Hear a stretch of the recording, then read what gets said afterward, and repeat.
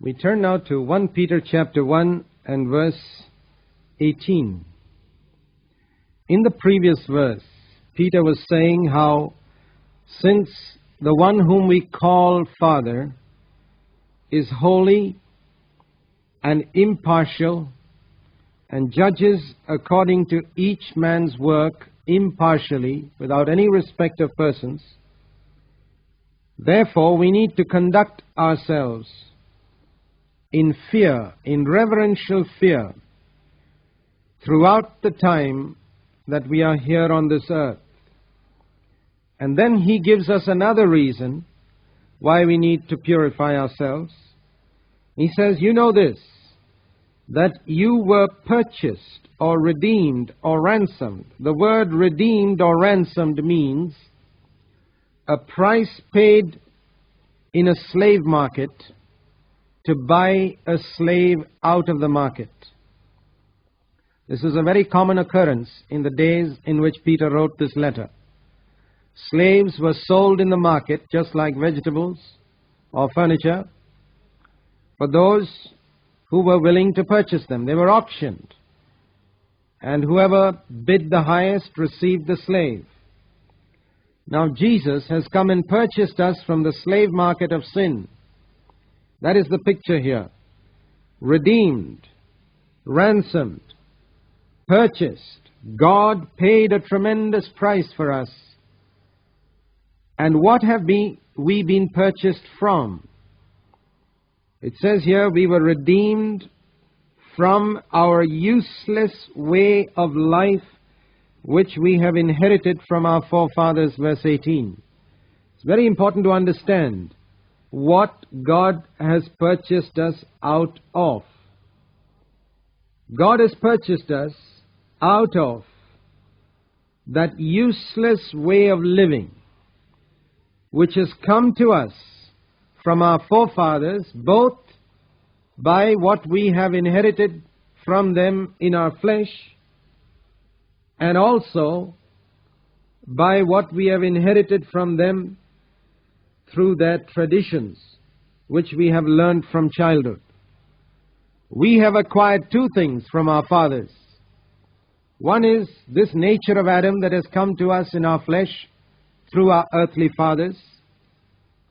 And secondly, traditions that we have been brought up in, which are unscriptural and ungodly, that we have inherited from our parents from childhood. Now Jesus has purchased us from all this. God has purchased us out of this slave market, of this useless way of living that we have inherited from our forefathers.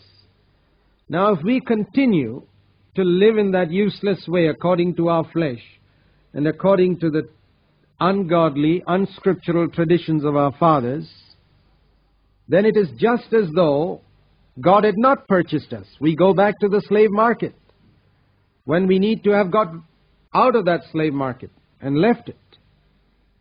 And then Peter says, don't you realize with what a tremendous price God purchased you out?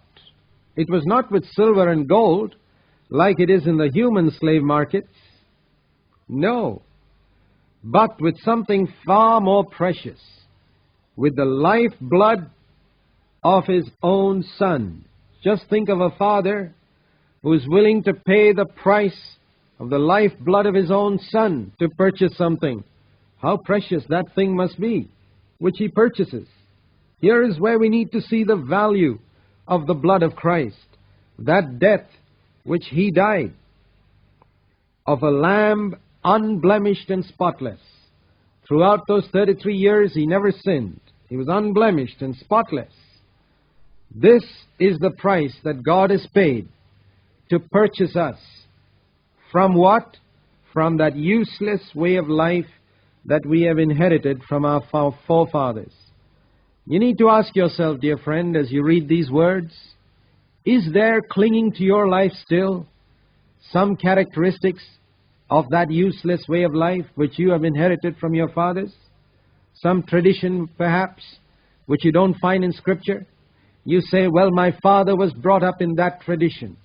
It may be a so-called Christian tradition which your church teaches you, which is not found anywhere in Scripture. It's a useless tradition then, and it's an ungodly one, and you need to throw it away. Throw it away if you want to follow Jesus. For the blood of Christ has purchased you out of those traditions which you have inherited from your forefathers, whether denominational or whether in the flesh.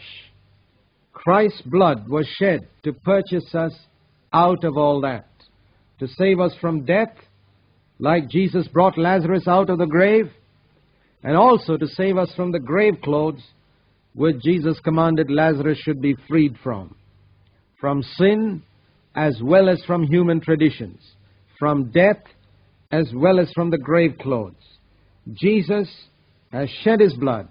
God gave the blood of His own Son that we might be saved. And yet many Christians think of the blood of Christ as merely something for the forgiveness of their sins. But read it carefully here and you will find that He's not speaking just about forgiveness of sins here. He's speaking about being purchased out of a slave market where we lived in a useless way, that useless way of life that we inherited from our forefathers. So when we speak about the blood of Christ, let's not treat it as something cheap and worthless. No, it is precious. God paid a very heavy price in order that we might no longer live like our forefathers lived, defeated by sin in human tradition. Concerning Christ, we are told further in verse 20 that God knew all about this right from eternity. Before the world began, God chose Christ for this purpose. Verse 20. But now, in the last days, beginning with the coming of Christ to earth, Christ was brought into public view to be a blessing to us for our sake, who through Him are now believers in God.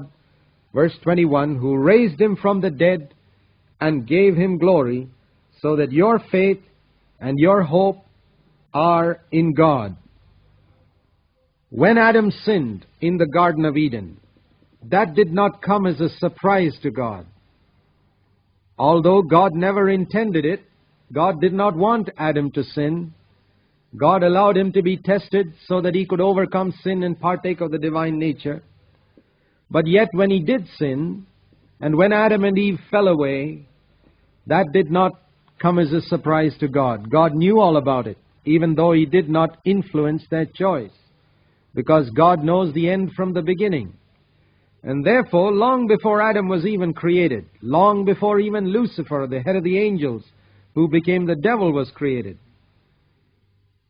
God knew about the entry of sin into the world, and He had already made provision for it.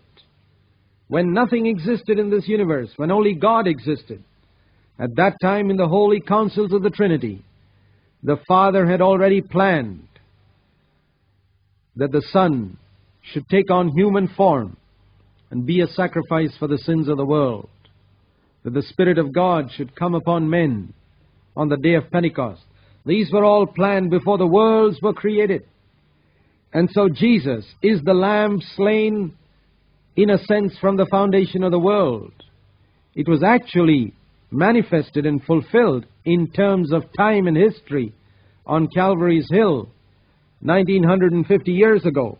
But in God's plan, it was there before the worlds were created.